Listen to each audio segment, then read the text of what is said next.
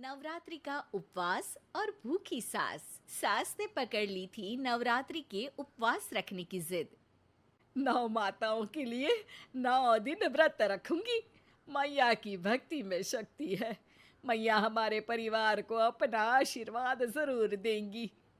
लेकिन अपना शरीर तो देखिए माँ जी, आपका एक पाँव घर में रहता है और एक पाँव डॉक्टर के यहाँ। फिर से बीमार हो गई तो जय माता दी के साथ राम नाम सत्य भी। अरे राम राम राम, कैसी बातें कर रही हो बहू। राम नाम सत्य हो मेरे दुश्मनों का। मुझे व्रत रखने से मत रोको बहू। वरना देवी माँ नाराज हो जाएंगी। नहीं, तुम्हारी सासू माँ नाराज हो जाएंगी। अरे पर माँ, भूखे क्यों रहना है? देवी माँ थोड़ी ना चाहती होंगी कि उनके भक्त भूखे रहें। और आपकी तो सारी मनोकामना पूरी हो चुकी है ना माँ। लालच है बेटा, लालच बुढ़ापे में भी खत्म नहीं होती। अरे तुम चुप करो जी।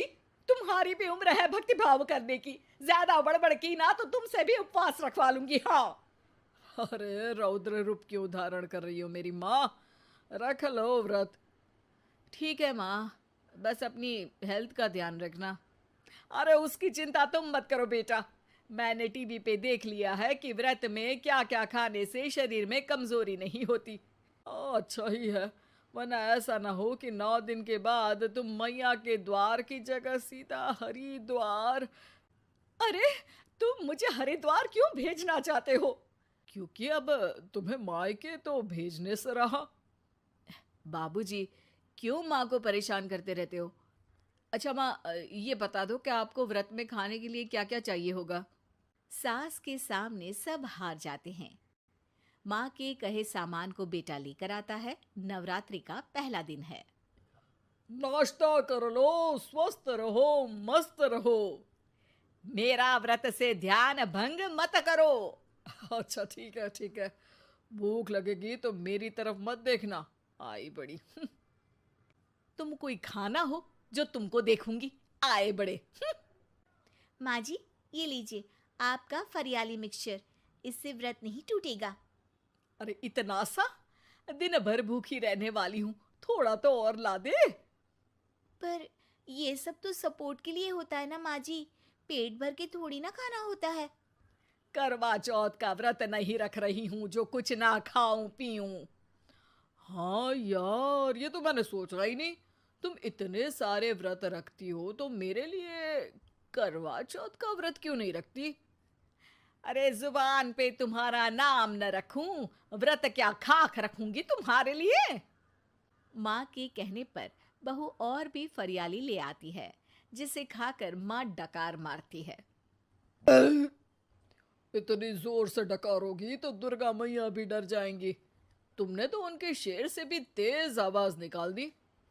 अरे शेर के जैसा पंजाबी मारती हूं मैं, देखना चाहोगे? तुम्हें पता है ना, व्रत रखते समय हिंसा वाली बातों से, विचारों से और बुरी चीजों से दूर रहना चाहिए। सही कहा। बुरी चीजों से दूर रहना चाहिए। इसीलिए तो तुमसे दूर जा रही हूँ, दूसरे कमरे में। सास ने कई सारी ऐसी चीजें खाई जिनसे व्रत ना टूटे। बहू, सब्र का फल मीठा होता है।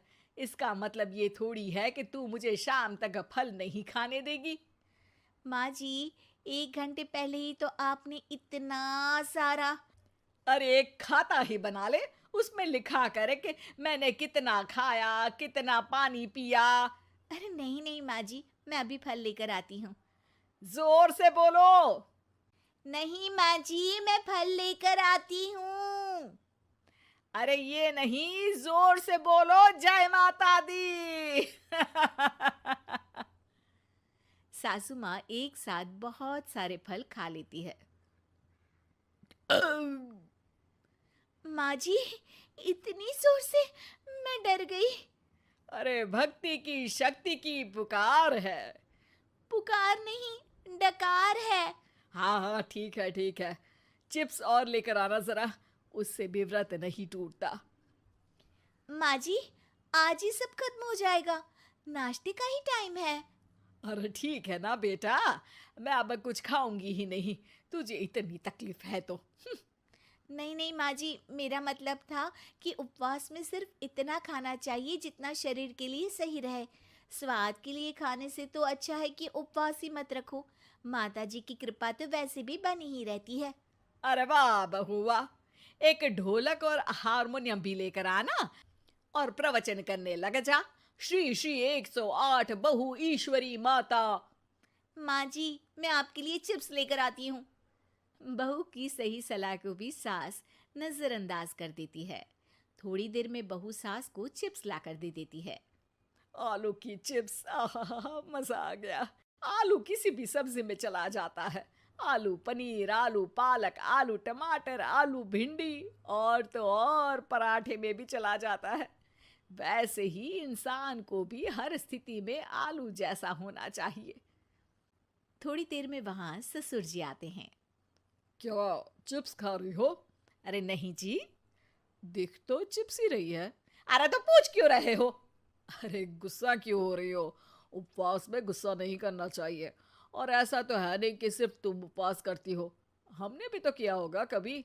नहीं जी नहीं, तुम तो कर ही नहीं सकते। तुम उपवास में भी भेजा खाओगे और भेजा खाने से उपवास टूट जाता है। अच्छा थोड़ी सी चिप्स मुझे दे दो, मन ललचा रहा है। नहीं, उपवास के लिए है। तुम अपना खाना खा लेना जो भी बने। पूरा दिन सास कुछ ना कुछ खाती रहती है। जैसे ही रात होती है, बस उपवास हो गया, अब मैं खाना खाऊंगी। जो दिन भर से खा रही थी उसको क्या बोलते हैं? बाबूजी क्यों माँ को परेशान करते रहते हो? अरे लड़के, तेरी माँ दिन भर से इतना खा चुकी है कि देश में भूखमरी की समस्या इसी की वजह से बढ़ रही है। और खाने की दिक्कत नहीं है, कितना भी खाए लेकिन सेहत इधर उधर होती रहती है। कुछ ऊपर नीचे हो गया तो तेरी माँ खाने के बाद हाथ धोएगी और तू अपनी माँ से हाथ धो बैठेगा। अरे इत्तू सा तो खाया था, उपवास भी ना तोड़ू क्या? ठीक है, नहीं खा रही बस। अरे बहू तुम ही बताओ, ये इत्तू सा मतलब कितना खाया है इसने? ना जी ना, मैं कुछ नहीं बोलूंगी। खाना दे रहे हो या नहीं, या 9 दिन बिना जल के उपवास रख लूं? देने के लिए धमकी अच्छी है, सुनने में भी डरावनी लग रही है, पर जैसे तुम्हारी जुबान में स्वाद का खून लगा है ना, तुम भूखी नहीं रह पाओगी। मैं कसम खाती हूँ जी। अरे देखो, कसम भी खाओगी तुम। अरे कुछ और दे दो इसको खाने को। ये ले, दाल चावल खा ले बस। डॉक्टर भी कहते थे कि माँ को आए दिन पेट से जुड़ी समस्या रहती है। बस इसी के लिए घर वाले पहले उन्हें उपवास नहीं करने दे रहे थे, लेकिन जब उपवास करने दिया तो माँ ने इतना फरियाली खाया कि घर वालों की चिंता बढ़ा दी। और जैसा कि घर वालों को डर था, अगले दिन उनकी तबीयत खराब भी हो गई। डॉक्टर को बुलाना पड़ा। अरे जितनी बार आप बीमार होते हो उस हिसाब से तो मुझे एक क्लिनिक आपके घर में ही खोल लेना चाहिए। या फिर क्लिनिक में ही इनका एक अलग कमरा बनवा देते हैं डॉक्टर साहब। बाबूजी, पिताजी, मेरे जनक, क्यों हमेशा मजाक करते रहते हो? डॉक्टर साहब, माँ का पेट खराब है। क्या खाया था? जो मिला जो दिखा सब कुछ। अरे बस भी करो जी। बस तो तुमको करना था खाते वक्त। देखिए, खाना अच्छी बात है और उपवास भी आदमी को रखते रहना चाहिए, लेकिन तब जब शरीर लायक हो। पहले दिन ही बीमार हो गई तो 8 दिन कैसे होगा? आप व्रत मत रखो और खाने पीने पे ध्यान दो। मैं गोलियां दे रहा हूँ। आप भी कुछ खाने को ही दे रहे हो? हाँ, इससे जल्दी ठीक हो जाएंगी, समझ गई हैं आप? अब तो ठीक ही होना है ना मुझे। जोर से बोलो। जय माता दी। जय माता दी। जय माता दी।